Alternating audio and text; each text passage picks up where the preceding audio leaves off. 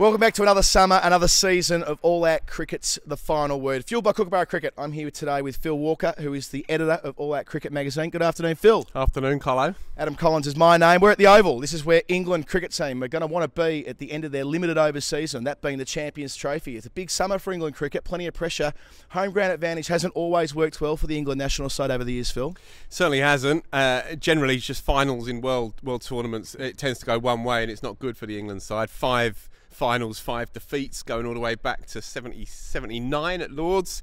We're still waiting to actually crack the duck on 50 over tournaments. Obviously, England won the 20 over competition back in 2010.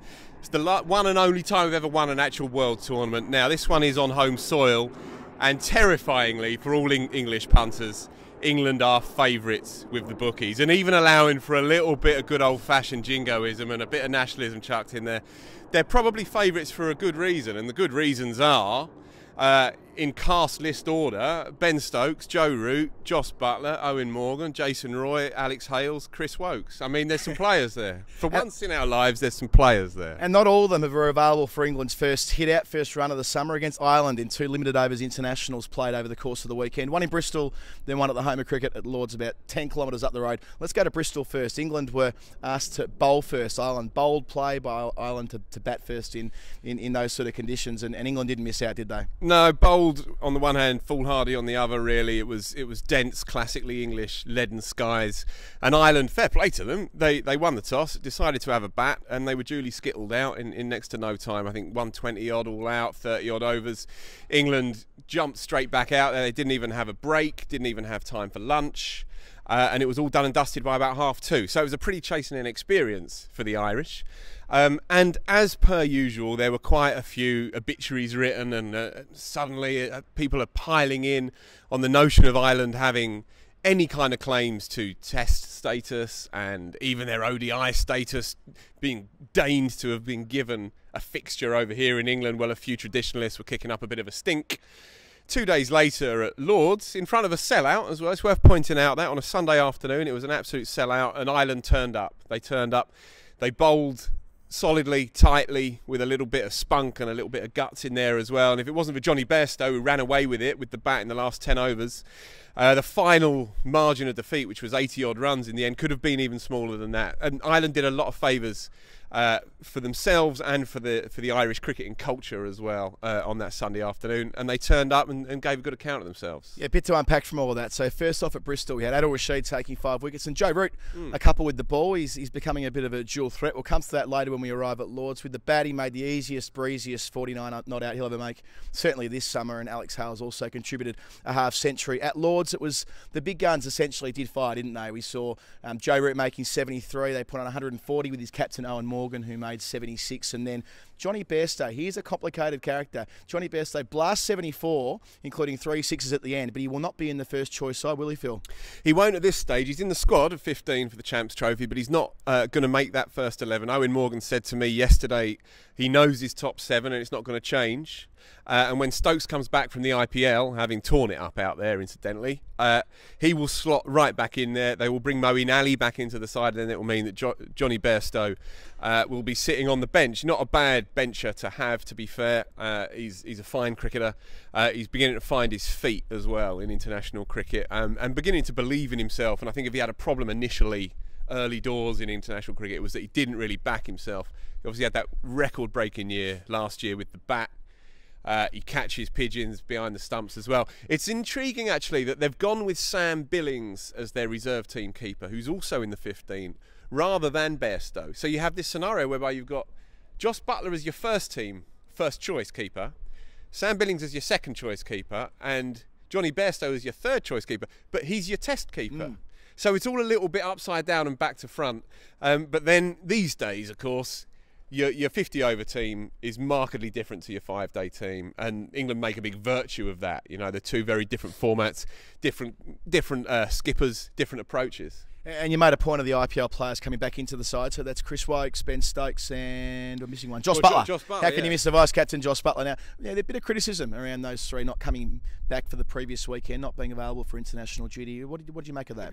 No criticisms from this quarter. We've got to learn to relax and appreciate that the IPL's not going anywhere. It's a fixture of the international calendar now for international cricketers. And the England boys have earned the right for a payday, you know. They've earned the right through dint of giving an enormous amount to the game up to now. And if for 6 weeks they can make themselves millionaires, then I'm not going to stand in the way of that. I see the amount of work that they do, the commitments that they give to the game. I don't have any issue with it morally whatsoever, and I don't really feel that, certainly in England's case, it will impinge on the future health or otherwise of our international game. Whether that applies in other countries is a moot point. Whether that applies in the West Indies, well, I think we know the answer to that. New Zealand as well, cricketers are increasingly moving towards private leagues at the expense of international cricket. In England, I don't think that will be the case, really, and they will be back for the South Africa ODIs, which take place in a week and a half, which would mean that even though Stokes has probably been the player of the tournament, if his side, the Super Giant, get through to the final, he will still be playing over here. The boys knew that at the start. Strauss, who's the boss of English cricket these days, he made that very clear. There's no way that you're flying back and forth and prioritising the IPL. However, if you want to go and play as much as we will allow you to, then you go right ahead. I think it's a reasonable and mature balance that they've struck on this one. And I have to say, from an England fan's point of view, it's great to see. It's great to see Ben Stokes go out there. He's taken 3 man of the matches in 9. Should have been 4. You know, he's been electric, and he's outplayed even in his own side, Steve Smith and MS Dhoni. You know, he's put them in the shade. It speaks volumes for him as a cricketer, and it's a nice feather in the cap for us as an English cricketing culture. And what do you make of Joe Root, who's going to be captain of the Test side, but not captain of the limited overs formats of the game? He's had a pretty good first couple of games here. He seems pretty relaxed about being a member of the ranks. It's got to be healthy going into a major tournament. They seem to be quite solid and quite stable. I think there's enough on his plate anyway. I don't think there's any need to overburden the kid at the minute. There's a lot of people actually, certainly in private, who wonder whether the Test captaincy is quite the right thing for him at this stage. They don't want to. They don't want to muddy this diamond that we have, you know, and there is that argument. I don't personally subscribe to it. I think it's the right time for him to do the 5-day job. But there are a few people who think, just let him bat. Let him bat. Don't throw any more stuff on his shoulders. He's already the golden boy of English cricket. Owen Morgan does the job in the 50 and the 20. It makes sense for it to be him. He's a tough cookie. He stares you out, you know. He's got something of the old Steve Wars about him in the way that he carries himself. He's intense in the best possible way. If England are going to win this thing, then he will be the mastermind behind it, because, as Aussie viewers in particular will know, when we went over there for the 2015 World Cup, we stunk the place out and it was an embarrassment. And Owen Morgan had been given the gig in the weeks before that tournament. He was in no fit state to take that team over, and after that World Cup, and it really was a horror show, they said, right, well, enough of this. We can't keep stinking out room after room that we walk into. We can't be on the outskirts of someone else's party banging on the window. We've got to be a part of this thing. And after that, it's been nothing short of a kind of cricketing revolution for what's happened to this team. And now they score 350. They score runs quicker than any other team in world cricket over the last 2 years. However, they also concede runs quicker than any other side in world cricket. Well, in closing, I did want to ask you about the fast bowling stocks, namely Mark Wood, who's back from injury. Seems to be a consistent injury cloud he's been under since the 2015 Ashes, but bowled quick, hit stumps, bowled well at the death. Is he the sort of guy you're not only building an attack around for the Champions Trophy, but also looking very, very closely at that Ashes tour coming up in the winter? Can't resist it. Can't stop thinking about Brisbane in November. It's pathetic, isn't it? You know, there's a world tournament taking place in a matter of weeks. Final's going to be here, and already I'm thinking of Brisbane and that terrifying atmosphere out there. Mark Wood, along with 1 or 2 other quicks as well, will be essential if England stand a chance against the 4 horsemen of the apocalypse, you know, Cummins, Hazelwood, Stark, etc. Don't forget James Pattinson. Sorry, mate. Yeah, I know he's your favourite. Yeah, Pattinson as well. England have got to kind of go toe to toe, fire for fire on that one. And Wood is the quickest bowler through the air that England have got. as you mentioned, he's a bit brittle in the ankle.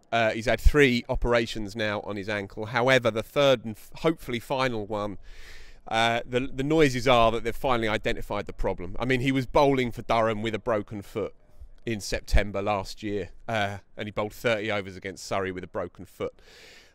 It's not been handled with any great elan, let's say, by the doctors and the suits and so on at the ECB. However, they've identified the problem. Hopefully that's done and dusted now, and he's a special talent if you can get it going. We've already seen it. He played in the Ashes over here in 2015, took the final wicket. He's special, very, very special. He finished the game as well, as you mentioned, on Sunday, and he was still finding his way back, I think, in those 2 games against Ireland, but he's unique to English cricket. You know, you don't get many bowlers who turn up and wang it down there at 93, 94 mile an hour through the air. We need him. We need him bad. And he's also tough, bowling all those overs with a broken foot. That's the sort of character you want coming Ashes series. Yep. Heaps and heaps of cricket between now and then, though. Every week we're going to come with Kookaburra cricket and all that cricket with the final word. Thank you to Phil Walker today, who's joined us for the first edition of that. I'm Adam Collins. We'll speak to you before the South Africa One Days next week.